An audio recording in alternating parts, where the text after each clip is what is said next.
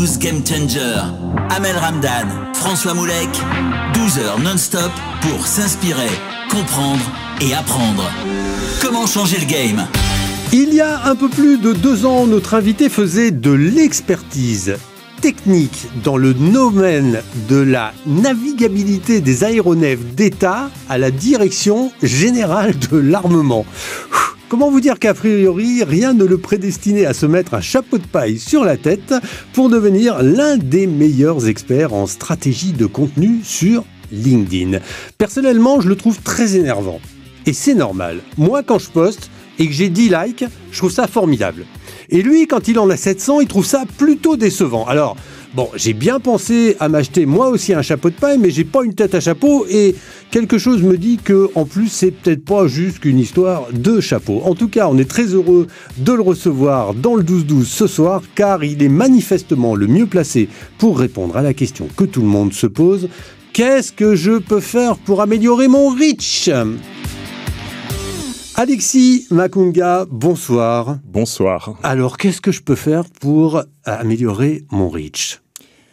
Il y a beaucoup de choses à faire et la première chose à faire, ce n'est pas commencer à publier du contenu. C'est pas commencer par le contenu. Ah bon ? Eh oui, c'est incroyable à dire parce qu'on pense souvent qu'il faut commencer par écrire des posts, mais non. Le reach, c'est avant tout de l'humain. D'accord. Donc, il y a des gens derrière le reach, c'est des gens qui vont venir liker et commenter les publications. Et il faut déjà commencer par travailler son réseau. Donc, il y a un réseau, il y a son image sur LinkedIn, donc ce qu'on va appeler le personal branding, donc son image personnelle, l'image qu'on va renvoyer. Il va y avoir aussi son profil, il va y avoir aussi les sujets qu'on va aborder, ça dépend aussi des sujets, ça dépend de nos objectifs. Donc, et ensuite, on va pouvoir réfléchir à comment on poste, donc à la stratégie de contenu et au contenu qu'on va écrire. Donc, c'est un vaste sujet qui ne se résout pas juste en appuyant sur le bouton « Publier » sur LinkedIn, malheureusement. Alors, toi, donc, comme je le disais, il y a un peu plus de 2 ans que tu es arrivé sur LinkedIn ? Oui, 2 ans. Exactement. Aujourd'hui, tu as combien de personnes qui te suivent ? J'ai 4500 abonnés. Ok. Ce qui reste assez modeste. Oui, c'est assez modeste, oui, mais tu es une espèce d'expert LinkedIn. Alors, comment on fait pour démarrer sur LinkedIn il y a 2 ans ? Est-ce que la période était plus propice éventuellement que la période d'aujourd'hui ? Alors oui, il faut savoir qu'il y a eu plusieurs vagues de création de contenu, donc d'arrivée de créateurs de contenu. Moi, je suis arrivé dans une vague, en effet, où l'algorithme, on va en reparler, était différent. Donc, c'était plus facile de prendre sa place sur LinkedIn. Déjà, mathématiquement, parce qu'il y avait moins de créateurs. Donc, il y avait moins de personnes qui faisaient la même chose. C'était encore quelque chose de nouveau de créer du contenu sur LinkedIn. On voit un peu LinkedIn comme ce dinosaure qui, on venait pour trouver du travail ou pour recruter. Souvent, on fait la blague entre nous que en 2019, on écrivait cher réseau comme accroche au niveau des posts. Et c'est pas faux. Je me souviens encore des posts où c'était le cas. Donc, c'était plus facile, effectivement. À l'époque, on pouvait avoir plus de portée facilement et assez rapidement. Aujourd'hui, il y a une vraie concurrence. Vraiment, parce que les gens ont compris que LinkedIn, c'était un levier indispensable s'ils souhaitaient se développer. Je m'adresse principalement à des entrepreneurs. Donc, je vais dire souvent, pour trouver du client, pour faire rayonner sa marque sur LinkedIn aujourd'hui, il y a du monde. Et c'est devenu un indispensable parce que c'est un levier, parce qu'on va avoir de la visibilité, parce qu'on va déclencher des opportunités. On parle de clients, mais je parle aussi de partenaires pour trouver des talents aussi. Ça va être LinkedIn. Donc, il y a de plus en plus de marques diverses et variées. On fait souvent aussi la blague que LinkedIn, c'est le royaume des freelances et des solopreneurs, ce qui est vrai, mais pas que. Maintenant, on trouve des marques, des personnes qui ont des produits physiques, donc des e-commerce qui viennent sur LinkedIn. On va avoir des professions libérales, on va avoir des avocats, des experts comptables. Des plombiers. Des plombiers, voilà. Il y a un plombier qui cartonne sur LinkedIn. J'allais en parler du plombier, tout à fait. Mais voilà, des plombiers, des artisans qui vont être sur LinkedIn. Donc, vraiment, LinkedIn, c'est un terrain où tout le monde peut s'exprimer. On le comprend, les entrepreneurs le comprennent de plus en plus, et donc c'est plus difficile. Et en plus, il y a eu des changements d'algo qui font que c'est un peu moins facile. Alors, on va reprendre les choses un peu dans l'ordre. Bon, je suppose qu'à la Direction Générale de l'Armement, tu n'avais pas un chapeau de paille ? Pas du tout. Ok. Est-ce que le chapeau de paille... Je plaisantais sur chapeau de paille dans mon intro, mais est-ce que le chapeau de paille est un élément obligatoire, ou en tout cas, est-ce qu'on doit avoir un élément différenciant quand on vient sur LinkedIn ? Est-ce que ça fait partie du personal branding ? Ça fait complètement partie du personal branding, et aujourd'hui, je ne vais pas le cacher, le chapeau de paille m'aide à être reconnaissable et remarquable, comme on dit. Donc, il est préférable d'avoir un élément différenciant. Donc, ça peut être un symbole, ça peut être un élément, ça peut être quelque chose... En fait, il faut pas juste que ce soit pas forcé. Parce que derrière le chapeau de paille, moi, si on me pose la question, pourquoi j'ai un chapeau de paille, je suis capable. Parce qu'il y a trop de soleil à Paris. C'est pour ça. Ça pourrait être ça, la raison, oui. Trop de soleil à Paris, oui. Donc, l'élément différenciant, oui, tout à fait. On n'est pas forcément obligé d'en avoir un tout de suite. Parce que c'est pas évident à trouver.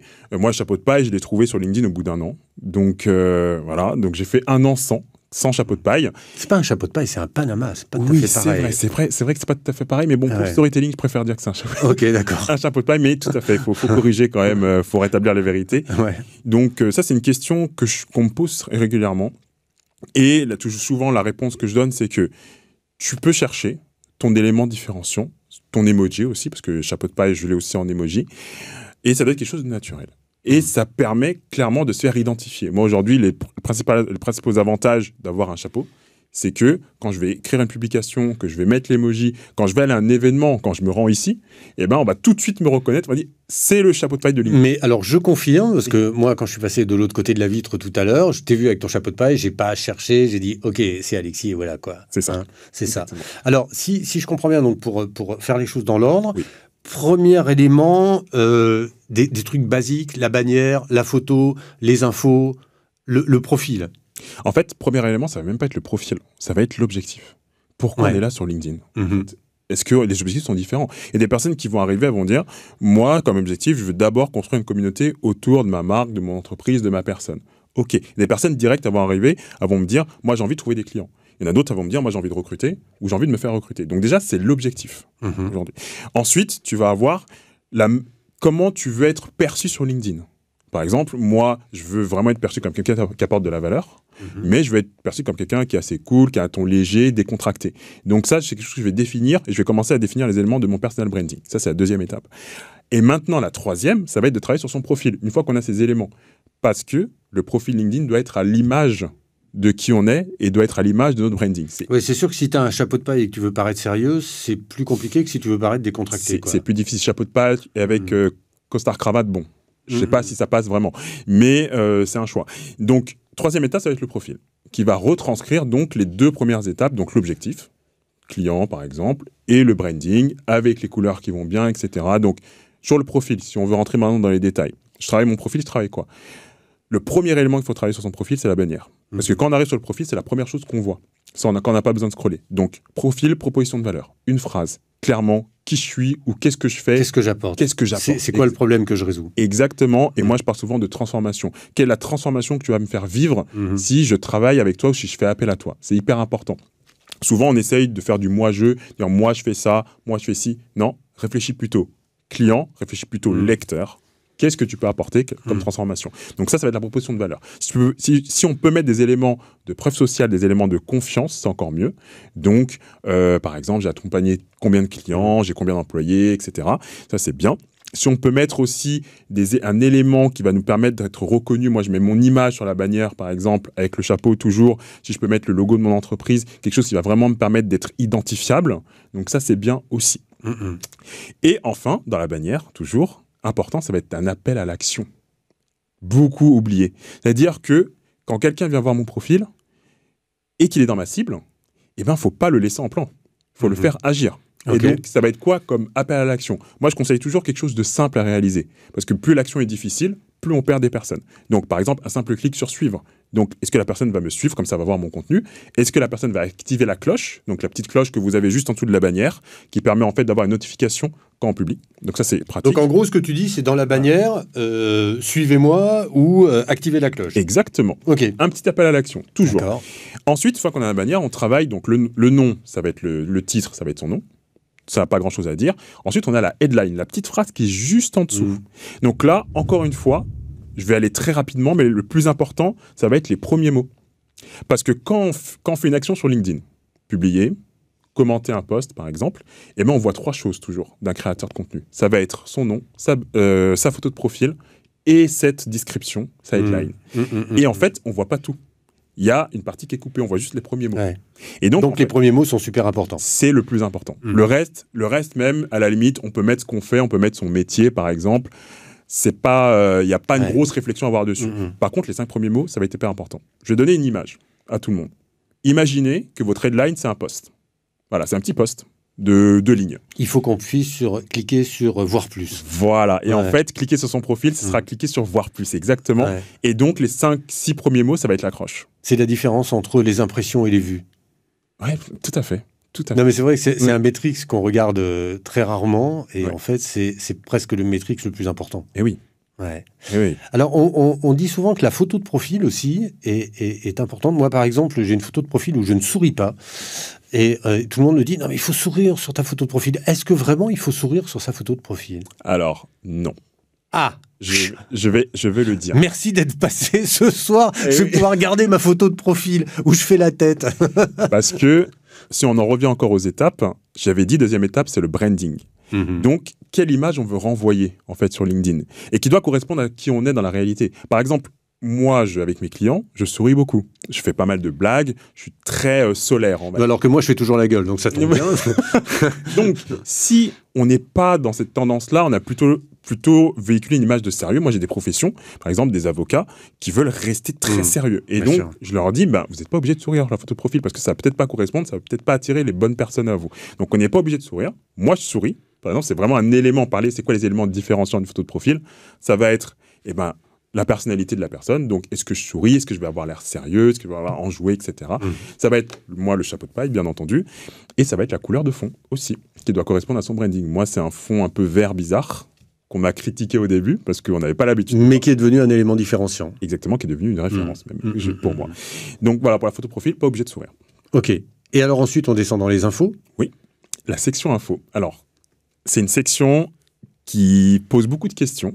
Parce qu'on se demande toujours comment la faire. On se dit, qu'est-ce que je dois mettre dedans? Est-ce que je dois me présenter? Est-ce que je dois mettre mon expérience?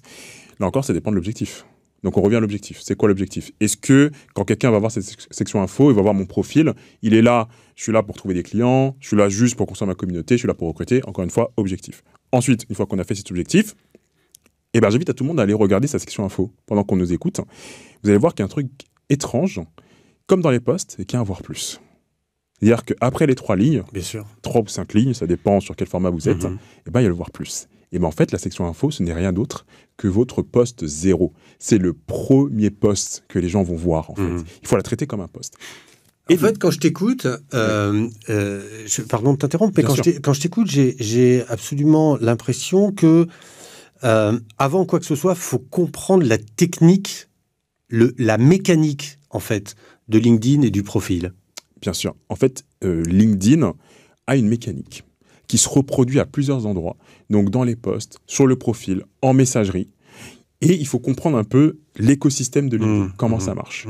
Par exemple, cette histoire de post et de voir plus, on la voit à plusieurs endroits, notamment. Donc ça, c'est quelque chose qu'il faut comprendre. Et surtout, ce qu'il faut comprendre, c'est la psychologie humaine. C'est surtout ça, en fait. Parce que nous, on joue avec des sections, des éléments, profil, post. Mais en fait, il faut surtout savoir qu'il y a des gens derrière. Et il y a des règles, il y a des bonnes pratiques, mais il n'y a pas beaucoup de règles qui sont absolues. Il faut juste savoir ce que notre audience, elle veut, ce qui va l'accrocher et ce qui va nous permettre d'atteindre nos objectifs. Et donc, pour revenir à la section info, si on la traite comme un post, donc on fait une accroche, vraiment pour accrocher la personne. D'ailleurs, petite parenthèse, là, on descend sur le profil. On a vu bannière, headline, etc. Il faut savoir que pour accéder à la section info, on scrolle. Ouais. Et donc, on perd des gens. Déjà, plus on scrolle, plus on perd des gens. Donc, là, déjà, on est sur une section où on n'a pas tout le monde. Certains sont restés, donc il faut les accrocher. Une accroche. Une fois qu'on a cliqué sur voir plus, là, une erreur que font souvent les gens, c'est qu'ils vont commencer à parler d'eux. Après tout, c'est la section info qu'on appelle aussi la biographie. Je dois parler de moi. Eh ben non. Vaut mieux parler de sa cible et de ses lecteurs.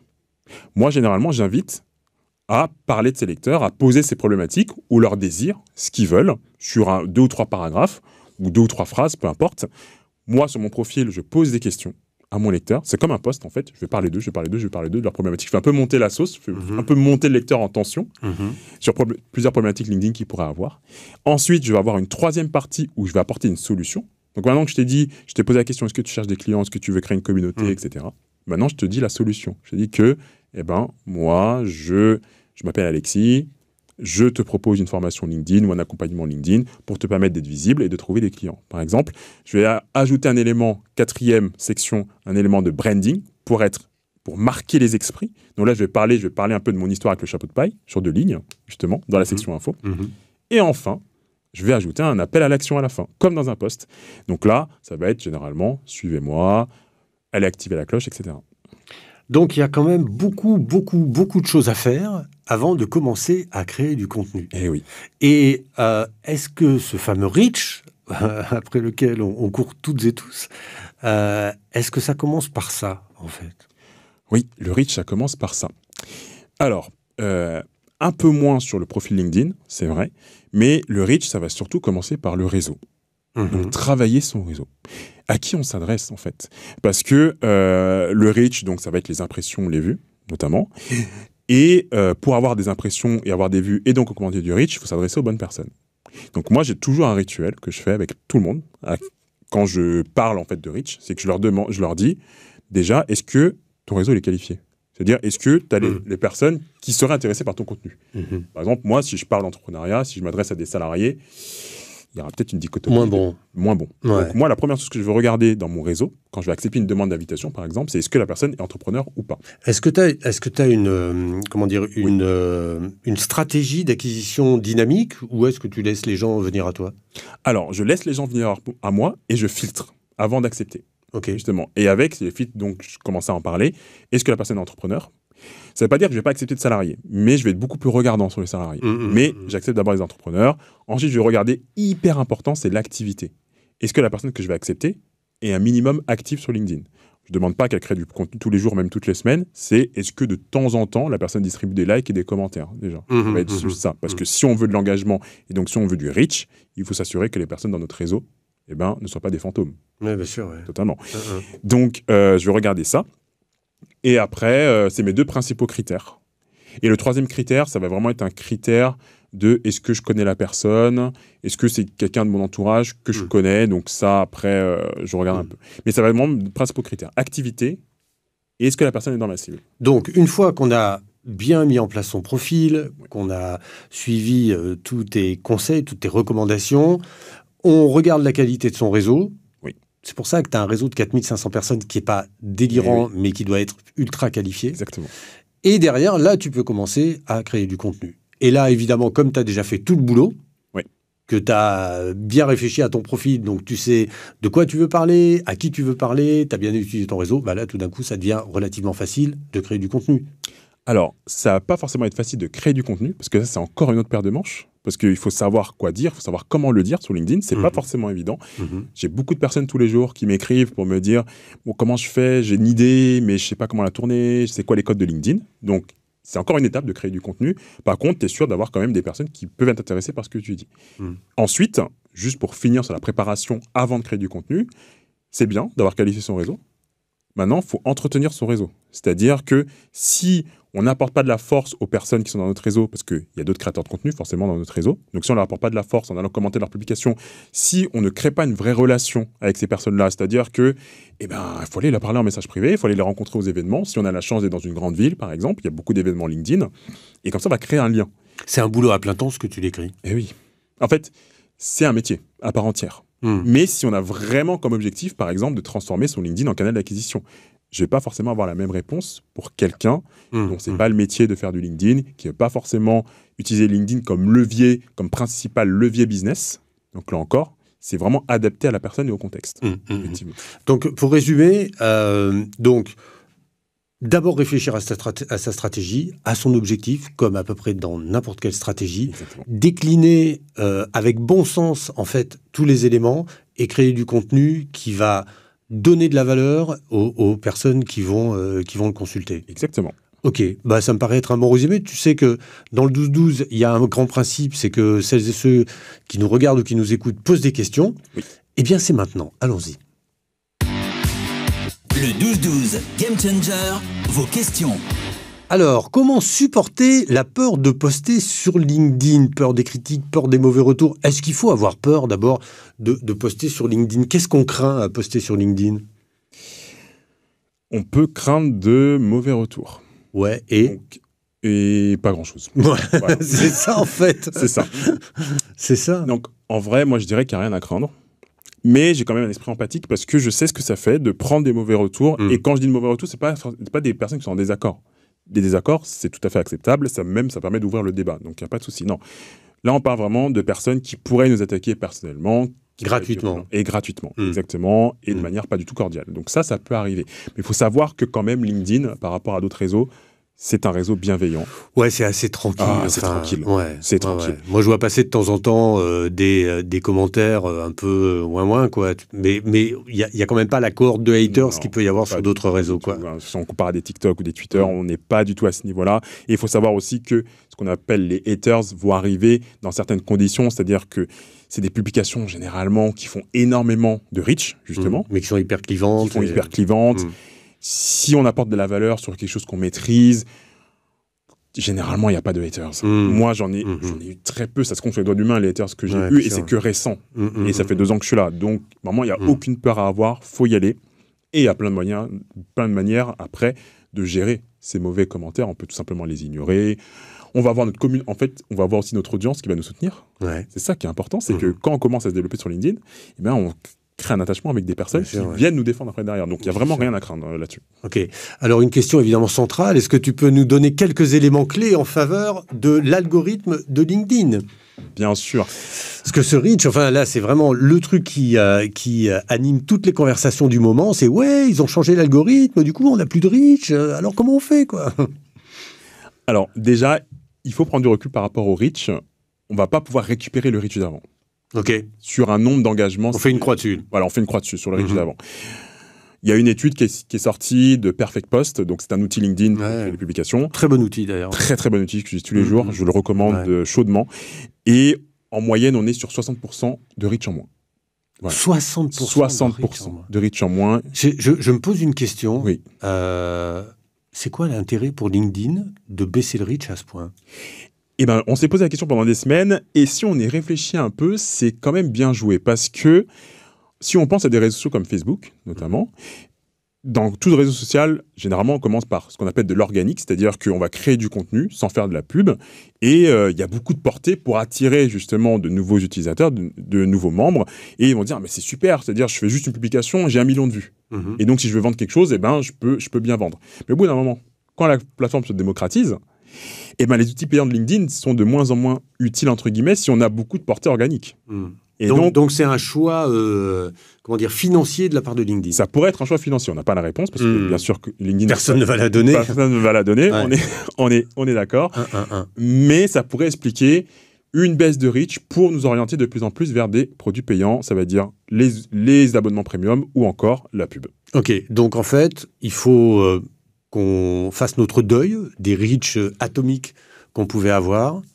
Et il faut prendre ce que LinkedIn nous donne et essayer de monter en qualité, du coup, pour augmenter le reach. Parce que je suppose que dans les modifications de l'algorithme, il y a aussi probablement une stratégie qui vise à, si ce n'est justement à augmenter les interactions, en tout cas à augmenter la qualité. Exactement. C'est un peu ça le truc. En fait, ça va être augmenter la qualité et aussi être de plus en plus original dans le sens bien se différencier. Ça va être très important parce que plus il y a de créateurs, plus on a du contenu qui se ressemble et donc on n'a pas envie de lire plusieurs fois la même chose. Donc on va passer une publication et donc potentiellement votre publication. Et donc il faut se différencier. Qu'est-ce que je vais apporter de différenciant dans mon message ? Et donc pour vraiment répondre à la question sur les clés, pour quand même faire en sorte d'avoir un peu de reach, le reach qui reste, dans les posts notamment, ça va être l'accroche.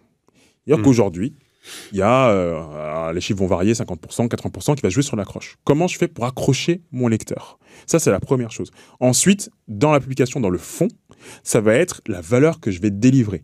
Mais aujourd'hui, juste délivrer de la valeur, parfois, c'est pas suffisant. Parfois, il faut raconter une histoire à côté de cette valeur. C'est-à-dire que même si on donne des conseils, il faut la raconter dans une histoire auquel je vais m'identifier, notamment. Moi, c'est ce que je fais dans mes publications. C'est-à-dire que je ne me contente pas juste de donner 5 points clés pour percer sur LinkedIn. Je vais raconter ça dans une histoire. Ouais, tu fais un storytelling autour de ça. Storytelling, exactement. Et c'est pas un gros mot, le storytelling, ça permet justement de faire passer des messages. Vraiment. Et donc, bien travailler le storytelling de son profil, enfin de ses posts, de ses publications, travailler ses accroches, très important, et aussi connaître les tendances de LinkedIn. C'est-à-dire, c'est quoi les sujets qui font parler sur LinkedIn ? Pas pour en parler forcément, mais parfois pour faire de petites analogies, pour pouvoir les utiliser dans son storytelling. Alors, ce sera un peu long à développer, mais je vais donner quelques exemples. Par exemple, l'intelligence artificielle, le recrutement, l'équilibre vie pro, vie perso pour les entrepreneurs. On a pas mal de sujets comme ça qui font parler sur LinkedIn. Et je vais le dire là maintenant, tout sujet qu'on aborde, je dis bien tout sujet qu'on aborde, peut se rattacher un sujet général de LinkedIn, soit en analogie, soit en accroche, etc. Voilà. Donc, il faut étudier ça parce que, en fait, un bon post LinkedIn, c'est un post qui va parler au plus grand nombre. Le problème, c'est qu'on a des expertises. Parfois, on est niché dans certains domaines. Bien sûr, et c'est difficile de parler au plus grand nombre. Donc, on va faire du storytelling, on va faire des analogies. Exactement. Donc, ça, c'est quelque chose qu'il faut travailler. Alors, une question extrêmement technique. Je recherche une alternance et je postule beaucoup sur LinkedIn en ajoutant des contacts RH. Je n'ai jamais de retour. Des conseils? Créer du contenu. Ouais. Ça va être mon conseil. C'est un peu contre-intuitif dit comme ça, mais je vois de plus en plus d'étudiants, d'alternants, enfin futurs alternants, qui cherchent donc des alternances sur LinkedIn. Il y en a qui se débrouillent très bien en créant du contenu. Et en fait, en montrant la valeur qu'on peut apporter justement dans les entreprises où on souhaite être recruté. Donc moi, mon premier conseil, c'est de créer de plus en plus de contenu. Ouais, on n'est plus dans LinkedIn base de CV. Non. On est dans LinkedIn base de personnalité. Exactement. Oh, elle était belle cette tagline. Ah, il faudrait que je la note celle-là. Je vais la sortir dans un post. Ouais, d'accord. Tu feras un petit, je vais faire un petit hashtag. Un je petit serai très hashtag, content. une petite citation, mais c'est tellement bien dit, je ne sais même pas quoi rajouter à... Bah ouais, écoute, ça va être le mot de la fin, je crois. C'est ça. Bon, Alexis, merci d'être venu, en tout cas, pour reçu. tous ces précieux conseils. C'est vrai que je crois qu'on a plutôt pas mal répondu à cette question. Qu'est-ce que je peux faire pour améliorer mon reach? Oui. Eh bien, ayez une personnalité. Oui. Alors, n'achetez pas un chapeau de paille, ou si vous achetez un chapeau de paille, faites en sorte qu'il corresponde à votre personnalité. Exactement. Merci beaucoup, Alexis. Merci. À très bientôt. À très bientôt. Le 12-12 Game Changer.